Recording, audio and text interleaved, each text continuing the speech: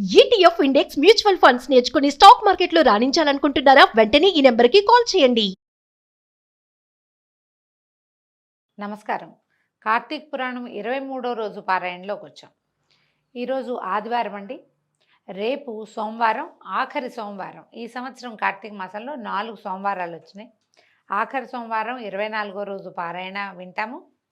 ఆ రోజున ఇప్పుడు ఈ 3 సోమవారాలు ఉపవాసాలు ఉండలేని వాళ్ళు ఆఖరి సోమవారమైన రేపటి రోజునైనా ఉపవాసం ఉండటం మంచిది. సాధారణ ఉపవాసం చేయొచ్చండి. పగలు పొద్దున్నే సూర్యోదయానికి ముందే లేచి స్నానం చేసేసి అలారం పెట్టుకుని లేచి స్నానం చేయటమే. ఆఖరి సోమవారం కాబట్టి స్నానం చేసి దేవతార్చన, దీపారాధన, ఇంట్లో దీపారాధన చేసుకోవటం.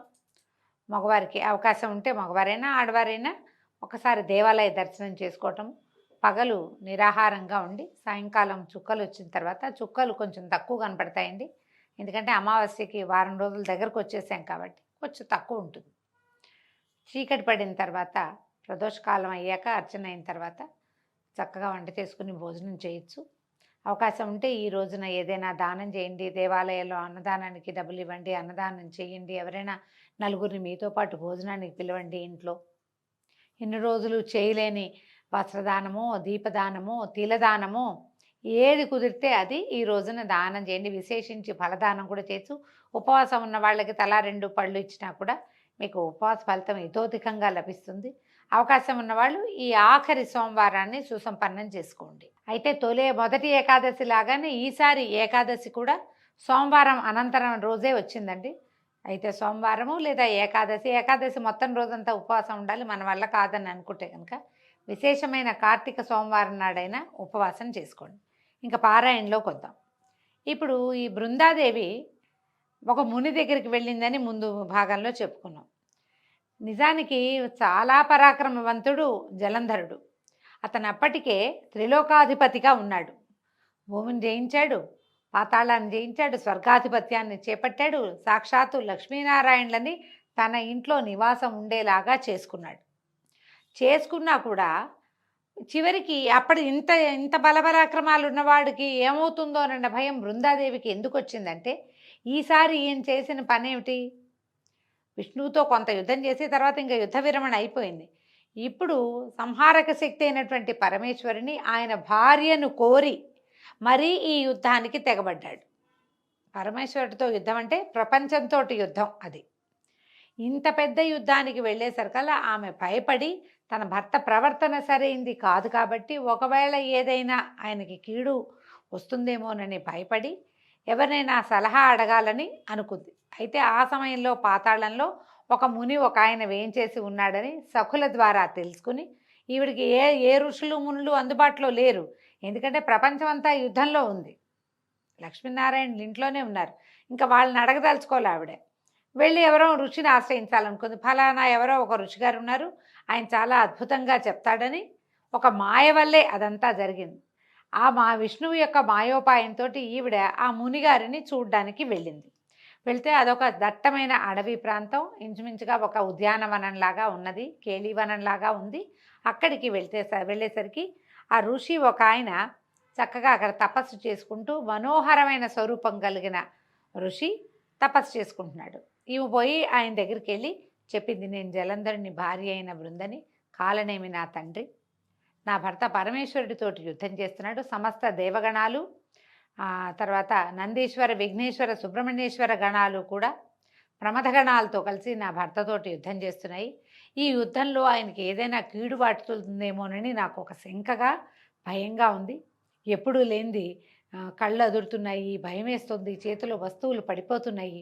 ఏదైనా భర్తకి ఆపత్త వస్తుందేమోనని, విపత్తి కలుగుతుందేమోనన్న శంకతోటి నిన్ను ఆశ్రయించాను, నాకు ఏదైనా చెప్పు, నా భర్త ఎలా ఉన్నాడో నేను తెలుసుకోలేకపోతున్నాను అని అడిగేసరికల్లా ఈయన ఏం చేశాడు, ఈయన సరే నేను నీకు చెప్తానని ఆకాశం వైపు చూసేట. ఆకాశం వైపు చూస్తే ఆకాశం వైపు నుంచి 2 వానరులు వచ్చారు, 2 కోతులు వచ్చినాయన్నమాట. ఈ వచ్చిన వానరులతోటి ఈయన ఒక ఆజ్ఞాపించాడు కనుబొమ్మలతోటి, యుద్ధానికి వెళ్ళి అక్కడ పరిస్థితి ఏంటో తెలుసుకో, జలంధరుడి స్థితి ఏమిటో తెలుసుకోండి అని కంటితోటే, నోటి వాక్యాలతోటి కాదు, కంటితోటే ఆజ్ఞాపించాడు. ఈ ఆజ్ఞాపించబడిన ఈ 2 కోతులు ఆకాశానికి ఎగిరిపోయినాయి. ఆయన కూర్చున్నాడు. ఆయన కేసే చూస్తూ పరమభక్తితోటి బృందాదేవి కూడా ఆయన సన్నిధానంలో కూర్చుండిపోయింది. అయితే కాసేపటికి ఆ కోతులు 2 తెగవేయబడిన జలంధరుడి చేతులు, మొండెము, తల తెచ్చి అక్కడ పెట్టేయట. మొండెం కనపడుతోంది, తల కనపడుతోంది, 2 చేతులు నరికేసున్నాయి, తల నరికేస్తుంది. ఈ 3 అవయవాల్ని తీసుకొచ్చే శరీరాన్ని మోసుకొచ్చేసినాయి. తల ఒకటి, చేతులతో 2 చేతులు పట్టుకొచ్చి అక్కడ పెట్టింది. అది చూసేసరికి భర్త యొక్క ఖండితమైన అవయవాలు చూడగానే గొల్లుమని ఏడ్చింది బృందాదేవి. విపరీతంగా ఏడ్చి ఆ ఋషి పాదాలు పట్టుకుంది. నా భర్తను బతికించు, నా భర్తను బతికించు, ఈ యుద్ధ విరమణ చేయిస్తాను, ఈ అకాల మరణం ఎందుకు వచ్చింది ఇతనికి, ఇతను చేసిన పని వల్లే వచ్చింది, నువ్వు బతికించు, ఇతనికి నేను బుద్ధి చెప్పుకుంటానని పరిపరి విధాలుగా బతిమలాడితే ఈయన ఏమన్నాడు, ముని నవ్వుతూ, శివోపహతులైన వాళ్ళని బతికించడం ఎవ్వరికీ సాధ్యం కాదు, అయినా నీ పట్ల నాకు అవ్యాజమైన కరుణ ఏర్పడింది, తప్పక బతికిస్తానని చెప్పి అంతర్ధానం అయిపోయాడట అక్కడి నుంచి. శివోపహతుడు అంటే పరమేశ్వరుని వాళ్ళ సంహరింపబడిన వాడిని ఎవరైనా బతికించగలరా? నా వల్ల కాదు, కానీ నువ్వు చాలా భక్తురాలివి, చాలా చక్కటి విధానివి, నువ్వు ఎంతో బాగా భర్తను గురించి కనుక్కోవాలని అనుకుంటున్నావు, అందుకని నీ మీద నాకు ఎంతో ప్రీతి కరుణ కుదిరినాయి, కాబట్టి బతికిస్తానని ఆయన మాయమైపోయాడు. ఆయన మాయమైపోయిన మరుక్షణము ఈ ముక్కలు చెక్కలుగా పడి ఉన్నటువంటి జలంధరుడి అవయవాలన్నీ అతుక్కుపోయి పునర్జీవితుడైపోయాడు, బతికి లేచి వచ్చేసాడు. ఈ ఖిన్నురాలుగా పరమ దుఃఖంతో నెత్తి మీద చేతులు పెట్టుకుని కూర్చున్న బృందని కౌగులించుకుని ఆమె ముఖాన్ని పదే పదే ముద్దాడట. దాంతో ఆవిడ ఈ పునర్జీవితుడైన భర్తను చూసేసరికి పిచ్చిగా సంతోషించేసింది, పులకరించిపోయింది.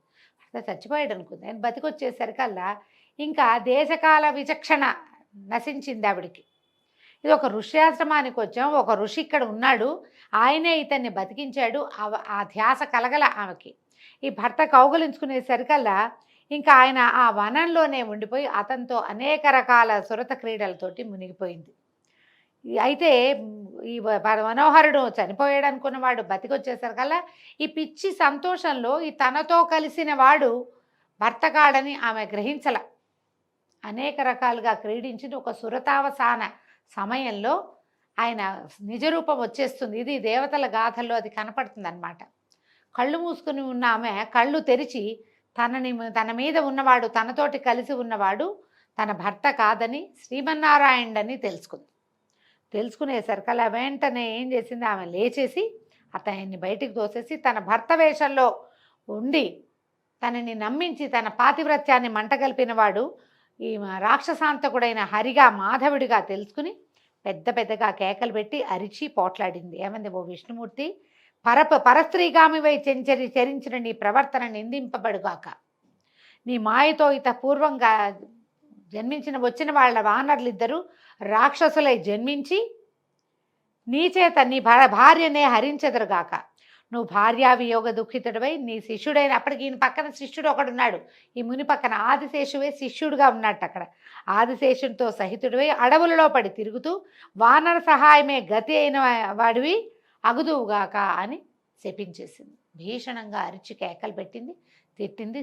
పరస్త్రీగామివయ్యావు, నువ్వు పరస్త్రీనైనా నాతో చరించావు కాబట్టి నువ్వు భార్యావియోగాన్ని పొందుతావు. ఏ కోతి మొహాలతోటి వచ్చి నన్ను ఇలా వంచారో, నా భర్త శవాన్ని చూపించారో వాళ్ళిద్దరూ రాక్షసులైపోతారు. వాళ్ళిద్దరూ ఎవరు? విష్ణుమూర్తి ఎక్కడికైనా వస్తే ఎవరు వస్తారండి? ఆయన వెనకాల పడి వచ్చేవాళ్ళు ఎప్పుడు అయితే గరుత్మంతుడు, జయ విజయులు ఆయన పార్షదులైన వాళ్ళు, లేదా ఆయన పడుకుని శయ్యగా ఉండేటువంటి ఆదిశేషుడు. శిష్యుడిగా వచ్చిన ఆదిశేషుడికి శాపం తగిలింది. ఈ వానర ముఖాలతోటి వచ్చిన వాళ్ళిద్దరూ తర్వాత కాలాంతరంలో వాళ్లే రాక్షసులుగా జన్మించారు. జయ విజయులిద్దరే రావణ కుంభకర్ణులుగా జన్మించారని కథనం. నువ్వు చివరికి భార్యా వియోగివై నీ వెనకాల ఇది ఆదిశేషుడే సహాయుడుగా ఉండి కేవలము వానరాలు తప్పిస్తే ఎవ్వరూ సహాయం చేయలేని స్థితిలో పడిపోతావు. నువ్వు వాళ్ళని చూపించి నన్ను మోసం చేశావని నానా విధాలుగా ఆయన్ని తిట్టి దుఃఖిస్తూ పరమ దుఃఖంతో ఆవిడేం చేస్తుందట, అగ్నిని కల్పించుకుని అందులోకి పడి బూడిదైపోయింది. ఆయన ఏం చేశాడు, ఈవిడ అరుస్తూ ఉంటే ఆమెను కౌగులించుకుపోయాడట. తనని అభిలషిస్తూ దగ్గరికి వస్తున్నటువంటి హరిని ఆయన నుంచి, శ్రీహరి నుంచి తప్పించుకుని అగ్నిని కల్పించుకొని బూడిదైపోయింది. ఆమె వెంటనే ఇట్లా పెద్ద మంట వచ్చి మంటలో కాలి బూడిదైపోయింది. అయితే ఏమైందట, ఈ తను కల్పించిన మాయలో ఆమెని భ్రమింపచేసిన విష్ణువు ఈ భార్య స్త్రీ సౌఖ్యంలో మైమరిచిపోయి ఉన్నవాడై మాయామోహితుడైపోయాడట. ఇలా జరుగుతుందా? జగన్నాటక సూత్రధారే ఇంత పని ఇలాంటిది జరుగుతుందా అంటే, శివమాయ, విష్ణుమాయ, బ్రహ్మాది మాయల కంటే మహామాయ ఒకటి ఉన్నదని, దానికి మేమెవ్వరము అతీతులము కాము అని మహావిష్ణువే ఒక కథనంలో చెప్పినట్టుగా మనకి కనపడుతుంది. శివపురాణంలో కనిపిస్తుంది ఈ కథనం. మాటివి చిన్న మాయలు, వీటిని మించిన పెనుమాయ ఇంకొకటి ఉన్నదని చెప్తాడు ఆయన. విష్ణుమాయ కంటే అతీతమైనటువంటి పరమేశ్వరి మాయకి లోబడిపోయి ఆయన విపరీతంగా దుఃఖాన్ని పొందాడట. ఈ తాను కోరుకుంటున్న స్త్రీ బూడిదైపోయేసరికల్లా ఆ బూడిదని, ఆ చితాభస్మాన్ని ఒంటికి పూసుకుని ఆమె కోసమే దుఃఖించడం మొదలుపెట్టాడు. తాను ఎవరన్నది ఒక్క క్షణం పాటు మర్చిపోయాడట మహావిష్ణువు కూడా. దాంతో ఈ చుట్టుపక్కల ప్రాంతాల్లో ఉన్నటువంటి సిద్ధులు, ఋషులు అందరూ పరిగెత్తుకొచ్చారు. ఎప్పుడైతే ఈమె యోగాగ్నిలో తగలబడిపోయిందో పరిగెత్తుకుంటూ వచ్చారు. విష్ణువు యొక్క దుఃఖభరితమైన స్వరం వినపడేసరికి ఎందరో సిద్ధులు, మునులు, యోగులు అందరూ వచ్చి, మహాదేవ, నువ్వు శ్రీమన్నారాయణ, నువ్వు నారాయణుడివి, చనిపోయింది జలంధరుని భార్యే తప్పిస్తే నీ భార్య కాదని వాళ్ళు ఎంత చెప్పినా ఈయనకి అర్థం కాలేదట. ఈ బృందా మరణ మాయలో చిక్కుకుపోయి ఉన్నాడు ఆయన. శాంతిని పొందలేకపోయాడు. అశాంతితో అల్లాడిపోతున్నాడట ఆయన. అలా నడుచుకుంటూ వెళ్ళిపోతున్నాడు. దుఃఖంతో ఏడుస్తూ ఆమె చితాభస్మాన్ని ఇలా గుప్పెళ్లతో పట్టుకుని ఉన్నాడట.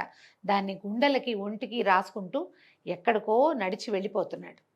ఈ మహామాయ మోహంలో మునిగిపోయినటువంటి ఈ విష్ణుమూర్తిని ఎలా స్వమామూలు లోకాలకి తెచ్చారో, బ్రహ్మాది దేవతలు ఏ ప్రణాళికని రచించారో మనం వచ్చే భాగంలో తెలుసుకుందామండి. ఈ రోజుతో 23వ రోజు పారాయణ పూర్తయింది. మళ్ళీ రేపు ఉదయం సోమవారం నాడు 24వ రోజు పారాయణతోటి కలుసుకుందాం. నమస్కారం.